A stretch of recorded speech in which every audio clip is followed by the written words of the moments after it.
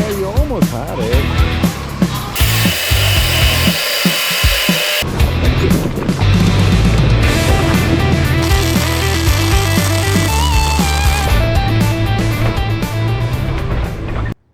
Hey, welcome back everybody. Finally time for me to finish up the high steer on my 2005 Xterra with the 1-ton swap. For those of you that watched the prior episodes, I had put the 1-tons under it, was still using the stock Ford steering. The first 2 episodes you may notice it's a little colder now. Well, I did run into some problems, so I had to postpone finishing it off. In fact, I got to put all the stock Ford steering back on so I could keep wheeling over the summer. That was so much fun. I love doing jobs 3 times, but finally it's done. Everything's so great now. Follow through the episode, you'll see how I went about it. You know, I'm a backyard mechanic, and this is definitely something that's a little outside my norm. You know, sometimes you just got to try things. So sit back, this one's a little longer. Let me know what you think in the comments, and hey, if you don't mind, give me a like and a follow. That really helps me out so I can keep doing stuff like this. All right, well, hey, let's get on to the video, and you can see the steps I did to finish up this high steer. So here is the new knuckle for the passenger side. This is the side that the drag link is going to attach to. These are modified factory knuckles, as I'm sure you're aware. We've drilled out and had inserts pressed in for the tie rod itself, tie rod end, so that we can flip the bar from the bottom to the top. And see, so now it's going to go ahead and on the top, and that's tapered to fit the rare parts ball joint ends that I've gotten. The top of this was machined and then keyed and holes drilled and tapped for this steering arm. The steering arm's a little different than most because it was originally designed for stock wheels before I had the methods. So hopefully everything will work out fine. I have a feeling it should be good in the long run. This isn't installed fully yet because we have to figure out where we're going to drill the hole for the drag link, which will go into the top up here, 3/4 inch hardware. And let's go ahead and get this on. There's going to be there's a torque spec process for these as well, so I'll be following that. You can look that up online. I'll try to explain it as I'm going along too, and let's get moving. And I'm only going to show you one side, but you know, I got to do the other side. The other side, the only difference in the knuckle is for the tie rod end. So all right, so I'm getting too good at this. I've taken this apart how many times now? More than I'm supposed to, not to mention the original time. So let's get these in place.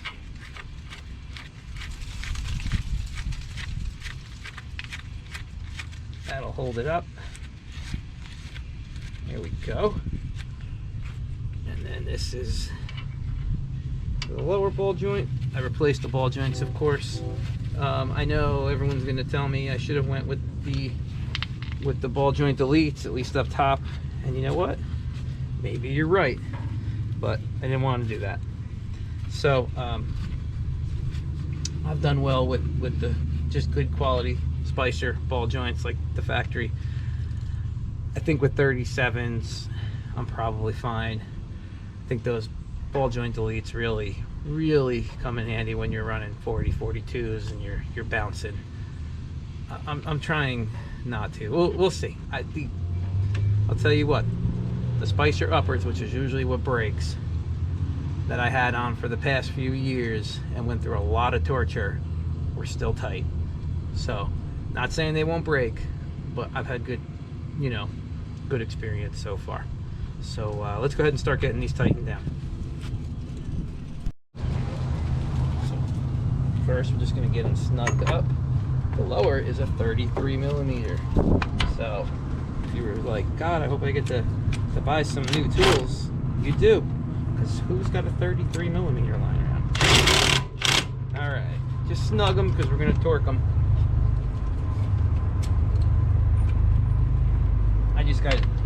I like to snug them past the point where they're going to spin the ball joints on you. There we go. That way we can get a proper torque on them. All right, so first we're going to torque it to 45 or 44, and on the bottom ball joint, and then the top is going to go to 69, and then you come back down to the bottom and go to the 150. So let's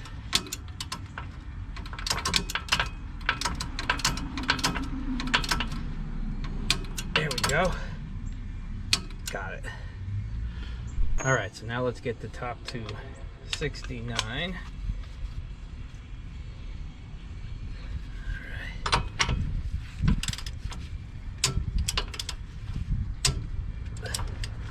Okay, and of course you got to make sure the cotter pin hole is lined up there, which it is. Let's just double check.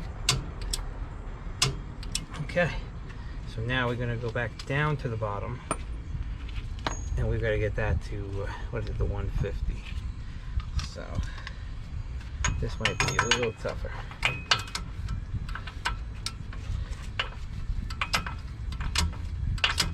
Ball joints like to spin. There we go. Okay. So now we just got to get the cotter pin up here, and the ball joints are installed. All right. I've been looking forward to this part for a long time. In fact, I actually got to this part once before, and it was too long, and I had to send it back to Wide Open Designs. Listen, I'm not sponsored by these guys in any way, but if you need aluminum links, first, the product is top-notch. Wide Open Designs. The bar is amazing. It's beautiful, but their customer service is even better. They worked with me to get this worked out. I mean, it was my mistake, and they really didn't. I don't feel like they charged me enough to fix my mistake. They helped me out with the shipping. They're great. I can't wait to need something from them again, because I'm happy, more than happy to work with them. Wide Open Design, great company. So anyway, let's get this bar on here. Should be the right length this time, because somebody didn't measure correctly. Wonder who that was. All right, this now goes on the top. Okay.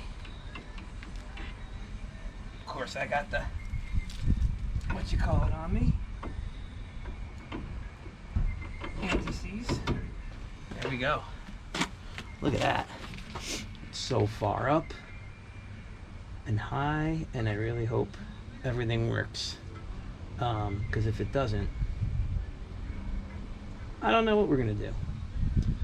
But let me go ahead and do some other test fitting, and I'll be back. All right, so it's dark out now, thanks to the stupid daylight savings time junk. I didn't get to finish up yesterday because I accidentally hit myself in the face with a wrench, and I did not win. The wrench won. So 3 stitches later, here I am with a light putting this back together. Woohoo! So what I'm doing now, I got the new tie rod on temporarily because it's not set yet. I got to set toe so we can figure out where to drill the hole for the drag link. Took the drop pitman arm off. I think I'm going to try it with the factory arm again. The geometry is just going to be better. So I'm going to go ahead and reinstall the axle and the hub on this side. I've already got the other side done. That way we can get rotors on, and we can set the toe and figure out where the drag link is going to go. Hopefully everything's going to work. It looks good right now. Tight, but good. First we'll get the gloves on, which still have blood from yesterday. Awesome. That was fun. So axle shaft, just going to push it in and twist it till it clicks. But that's not all. So let's see here. Alright, there. Alright, now you've got to, the axle has to go in a certain amount for it to work correctly. I don't know if it matters too much since I'm not using the vacuum lock function, but there's a special tool, of course, to set this in just right. So let me get that.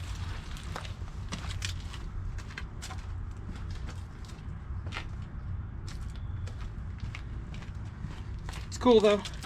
I get to use my sledgehammer again. So this little guy, just put it in the hole. It's very solid. Get a good one too. Don't get, I hear the crappy ones don't. I don't know what they do wrong, but they don't fit right, or they don't fit in the hole, and everyone seems to screw them up. This one's not crazy expensive. It's OTC. OTC seems to be a pretty good tool brand. I mean, it's not like Snap-on or anything like that, but for the home use, it's just fine. So it's just gonna push that seal in that much. It's pretty simple. Put it over here, and then you just give it a few hits.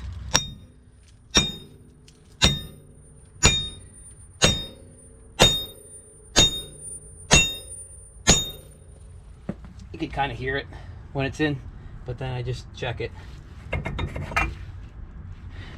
And there we go. Now we're ready to install the hub. All right, so now we're going to go ahead and put the hub on. Here's the hub assembly. If you're running your splash shields, you know, make sure they're on, because I'm sure we've all put these on and forgot the splash shields before. Fun fact with these Ford axles, right? So you've got the big bearing on the outside, and then there is a smaller bearing on the inside. The smaller bearing is for the axle shaft, sometimes. So the big bearing is what you're rolling on down the highway, all that. When you put it in four-wheel drive, the inner bearing will spin with the axle shaft, right? Sometimes you hear noise from the inner bearing, not the outer bearing.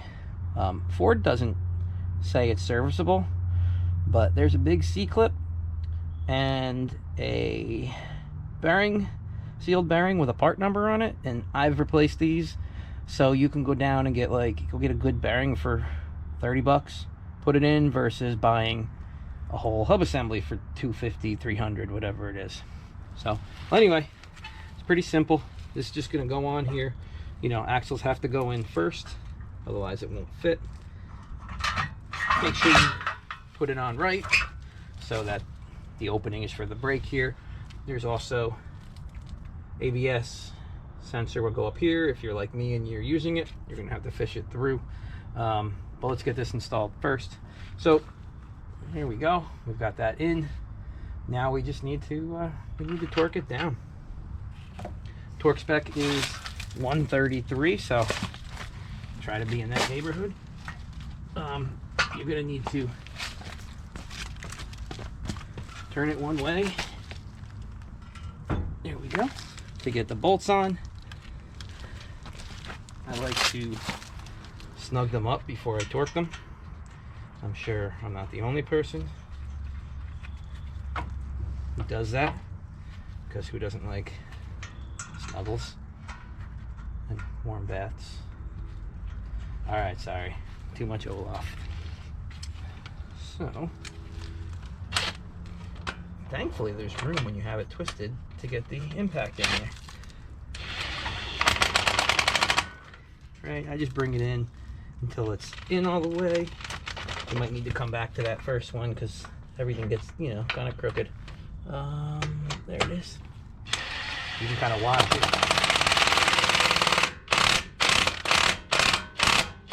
You can kind of watch it pinch in there. Yeah, it's just, there we go. Everything's turning tight because of the new ball joints. But the other thing is make sure you grease everything up. This one's been pre-greased, so I mean, I don't know if you have to put grease, but come on, grease your stuff. Makes it a lot easier when you break it next month and it has to come off. This tie rod is so sweet. I can't wait to have this high steering working. It just doesn't look so terrible. I mean, can I knock the factory Ford steering? Oh yeah, I definitely can. But has it held up to me over the past couple of years? I may not like rock buggy beat on this thing, but there's a lot of times I'm not, you know, I'm not the greatest wheeler out there, and I do some dumb things by accident sometimes, and it's really held up. I mean, it's still the same hollow tie rod from, you know, day one, which came on the used parts. It was always supposed to be temporary. I think this will work.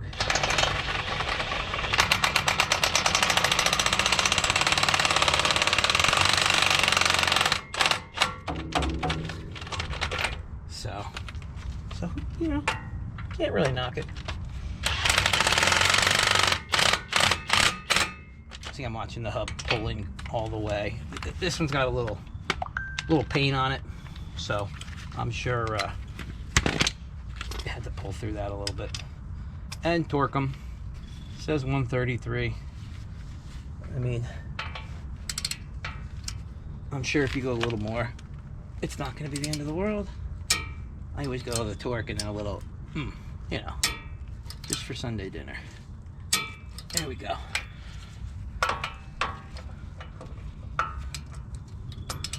There we go. Be careful. This is how I got my stitches last night.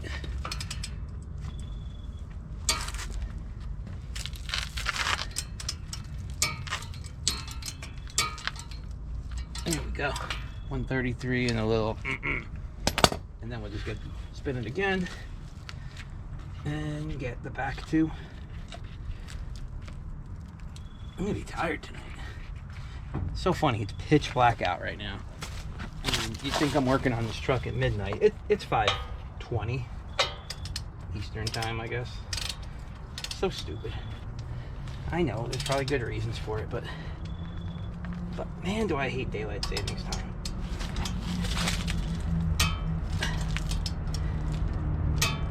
I think it's extra stupid, especially in modern world. I mean, I don't know, it's like for the farmers or whatever. I mean, in New Jersey, they farm inside. Hydroponic, not just weed, like they make vegetables and stuff too. Boy, that one was not tight. There we go. Now the hubs are installed. Now we're going to put the hub locker back in. Probably should paint it and make it pretty, but whatever.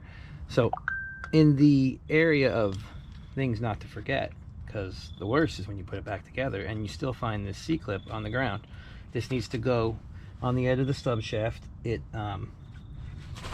holds the stub, you know, in the hub. I don't know if they'll slip out, but it's here. So you just, you know, put it in. Pretty cool. I like Ford did this. They've got 6 holes instead of the 3 that you need.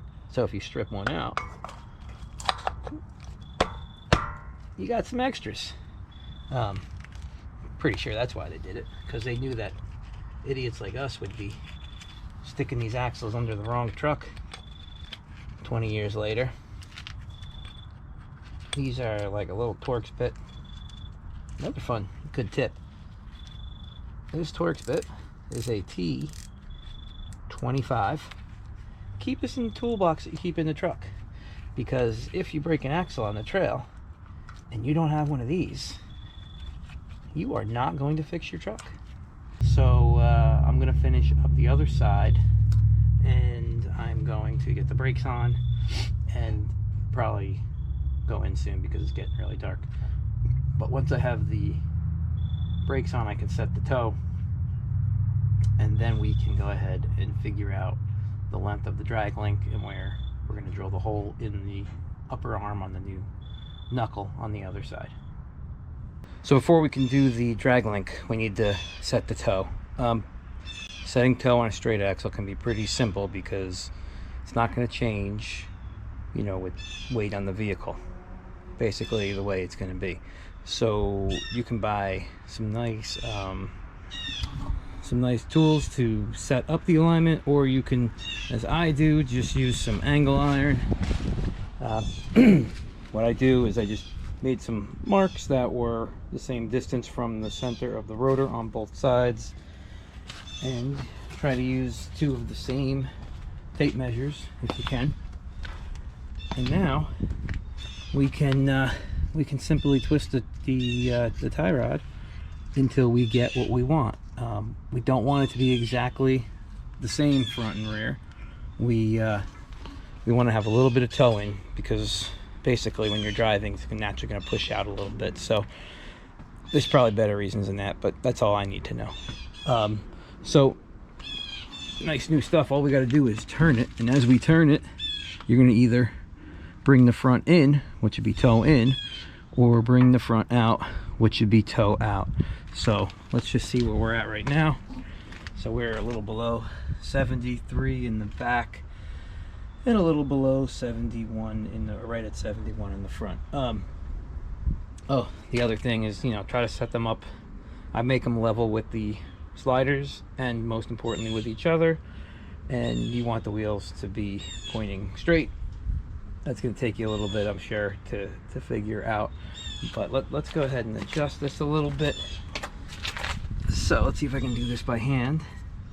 So we want to make the front, bring the toe out a little bit in the front, because it's in, you know, like an inch. So we're going to go ahead and make the tie rod longer by twisting it. Now, obviously, the equipment that you're using, that's going to make a difference. But you see, it's getting longer. Now remember, when you make the front longer, you're going to make the back shorter. So now we're closer to 72. We'd like to get it between an 1/8 and a 16-inch toe into the front. So I'm going to keep working on this, and I'll show you where I'm at.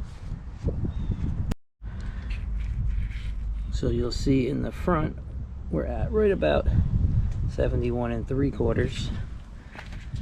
And in the rear, we are right about 71 7/8. So that's about an 1/8. Yeah, that's about an 1/8. That should be good. Now let's go work on building the drag link. Hopefully it's gonna work, because I've never done this before or even thought about it.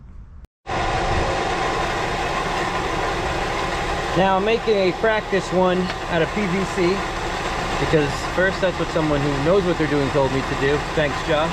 And secondly, it's probably a good idea I practice on something cheaper, since I've never done this before. Alright, so I'm not going to show too much about how I came up with the spot to drill, because it turns out it was a little more involved and difficult than I thought. So I'm going to start by drilling a pilot hole here.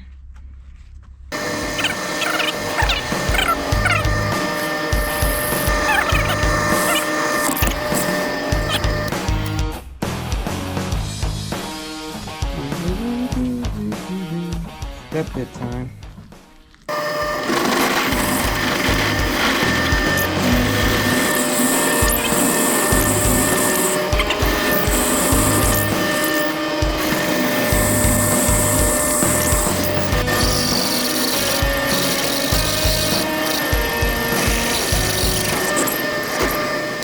Okay, something I've never done before. I'm making my own drag link for the steering.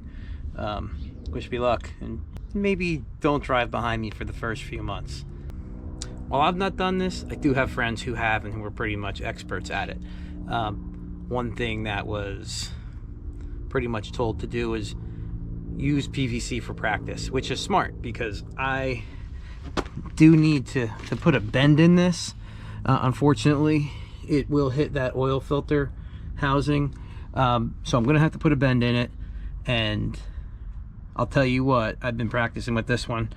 Had I just went and bent what I thought it needed onto the piece of DOM, I would have ruined it, and I would have been pretty unhappy. So at least I made my mistakes with this cheap PVC, whopping like $7.43. And I do need to put a bend, like I said, right here.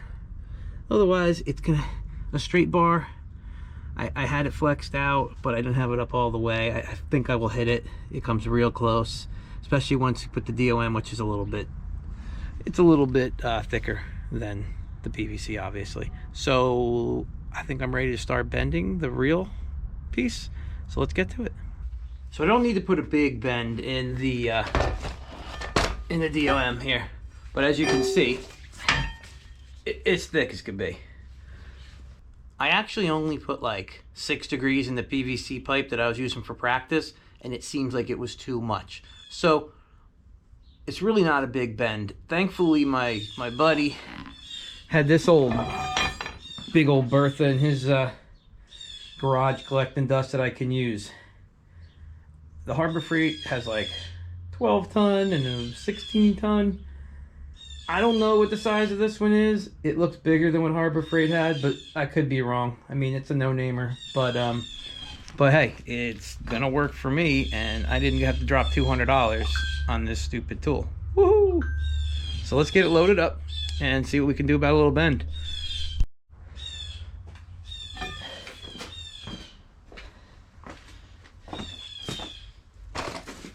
All right, get it in there like that. Now we'll get a measurement off of the PVC that we already used. I've got it marked for the box for this side. So we want that to be right about here.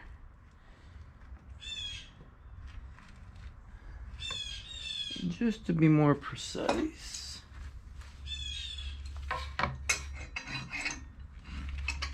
Because this is how we do precision in these parts.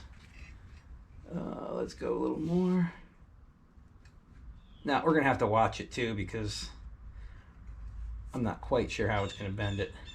I've never used this before. I've never bent anything like this before. Maybe I'll even leave it a little long on this end, just in case I need to do it.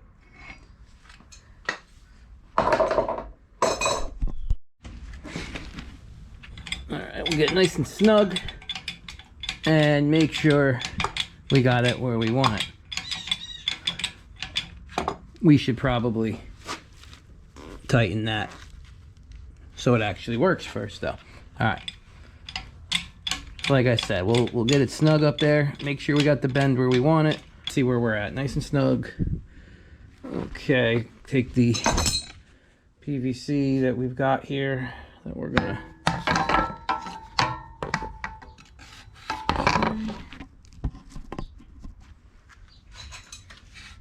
you know, like, as much as I hate that this is the truth, like, one of the most important things you can do is to just,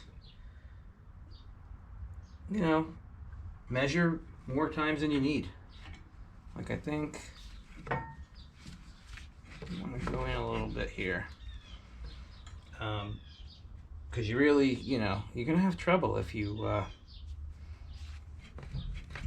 need to make this longer, or you bend it in the wrong spot. It's not going to bend back easy. Let's go ahead and 2, 3, 4, 5. I don't think we're going to kink this stuff very easily, but I sure as hell don't want to. So you can see it's getting a little bit of bend already. Not much. Let's give it another 5 pumps. 1,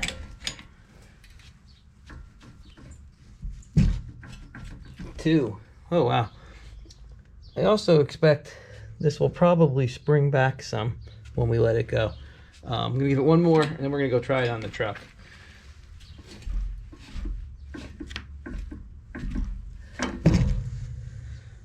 All right, let's go give it a shot. All right, so let's see how much degree we put into it just for fun. We are at 0. See, the bend is right about here. So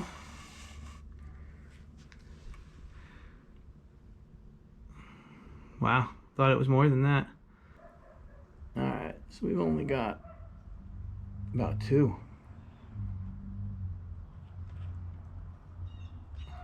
Let's see what 2 degrees does for the truck. All right, so the bar would end up being right about here. It is definitely better, but it definitely needs a little more. So let's go give it a couple more pumps. Now, if I had done more extreme of a bend to start, I would move it down a hair. to help with the keeping it from any type of kinking. I think I also, if it had been a little bit of thinner wall tube. So you want to make sure that you're bending it right. You want to make sure you get it to bend the same as it was before, so it doesn't bend in weird angles. But basically, I should have drawn some, drawn like the top, so I knew where I was at. What? How did those marks get there? Like magic. So let's add a few pumps here.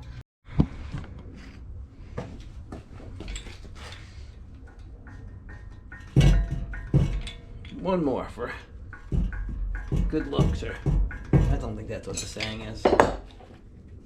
Alright. I was going to do 2 bends, but I think I'm going to stick to 1. It seems to package better under the truck. Let's go check it out.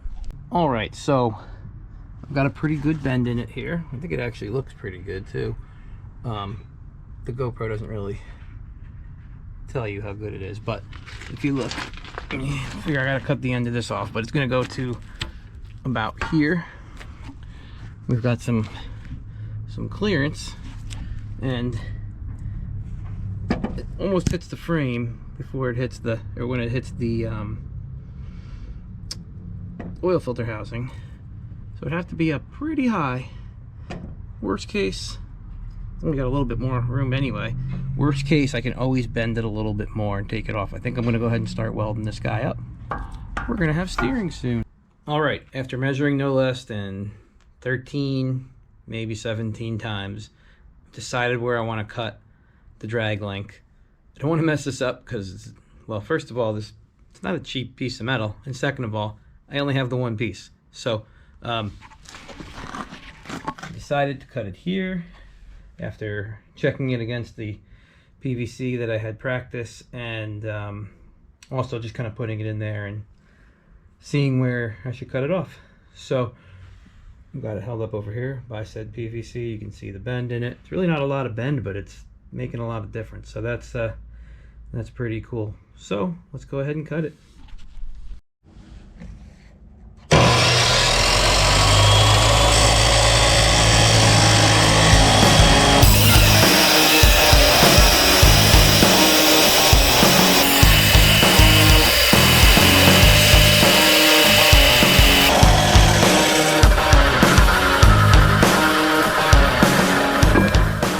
Damn, that's thick. All right, I think she looks good. Kind of wanted to keep it parallel with the tie rod. Looks fancy. Little bend here. Goes up. I think the length is right. It's really hard to know that the wheels are actually pointing straight without driving it a little bit. So it is adjustable, so I can adjust it a little bit here and there if necessary, you know, before we put it on. And then, what do you think about that clearance? Oh, I mean, it's not hitting. I think we'll be all right. Might have to do a little grindy grind there. Just take off the logo. Sorry, Rare Parts. You might have to lose your logo. All right, well, let's get to welding this. So good, looks so good. I'm such a professional. Got to bevel those edges so the weld has somewhere to go. So they say.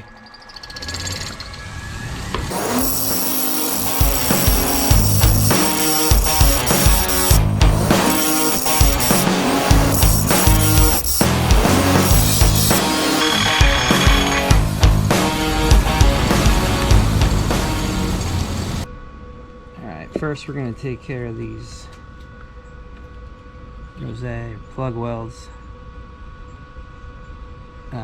Putting the block of wood here to keep any slag or anything from getting inside the threads.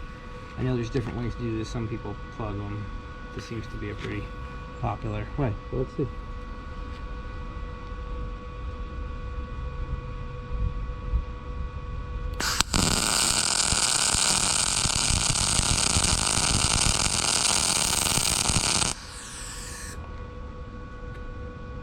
Okay, now let's get and do the other side.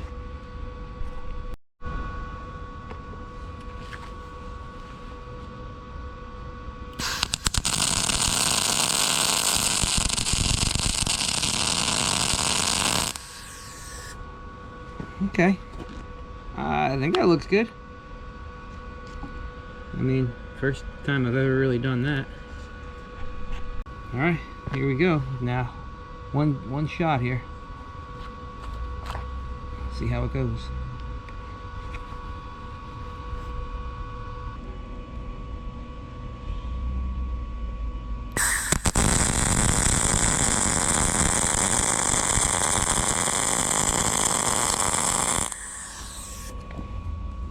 Okay.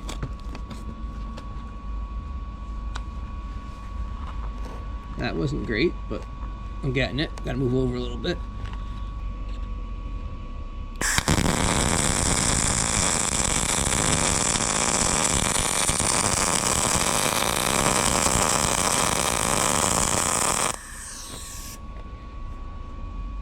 Better.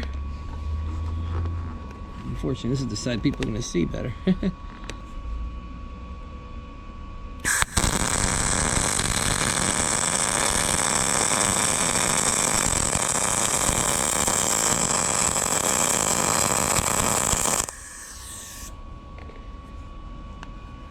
Well, it's not gonna be the prettiest, but pretty sure it's gonna hold.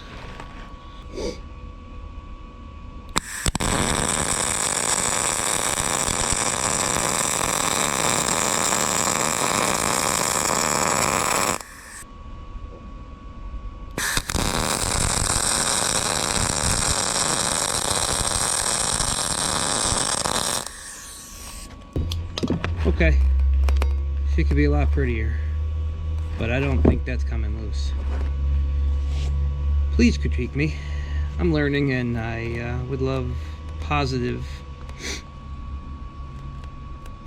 suggestions. Or if you want to make fun of me, that's cool too. May flap this down a little bit to make it pretty. Don't tell anybody.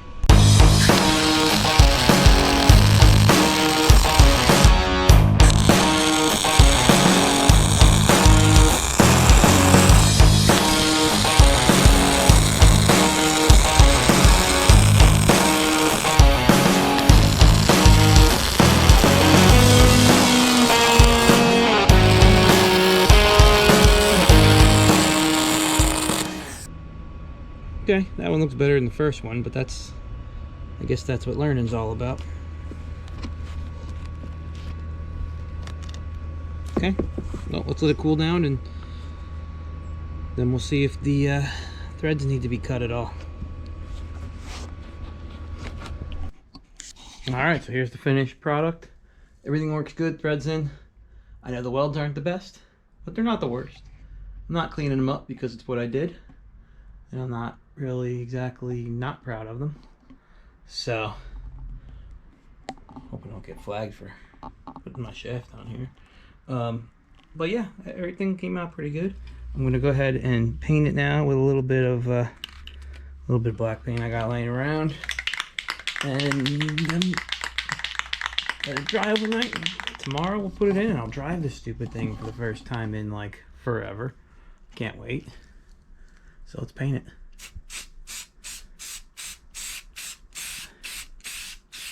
And yes, my garage is not part of the house, so my wife will not complain about fumes coming in.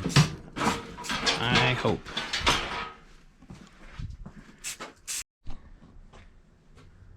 Oh yeah, look at that. Looks like Dirthead Dave did this. Sorry Dave, this is way worse than what you're capable of. I shouldn't have said that. See that trophy back there, though? It's not for welding, I'll tell you that much. Alright, we're looking good. We got bars installed. I gotta do one final check before I install everything permanently. The RAM, I think it's gonna be okay where it's at.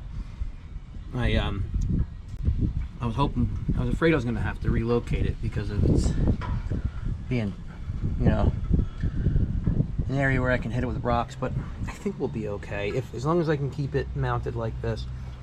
So right now I'm just working on finding the center point for the ram. I'm going to need to put some add onto the stops for the knuckle, because I don't want the steering box to be the end point of the steering. So that's no big deal. I can do that later. So let me keep at it. I'm going to keep at getting this adjusted right. I think I'm going to move the ram down just a hair. As long as we're not hitting the diff cover like I always seem to be, we should be good. I'm really excited to get this rolling.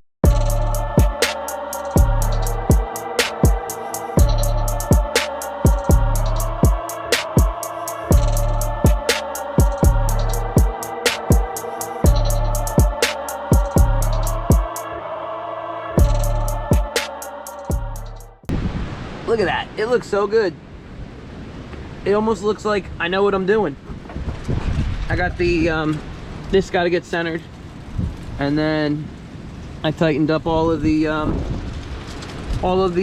links, and we're good. Oh yeah, steering is great. Look at this. No problems. Could one finger it all day long.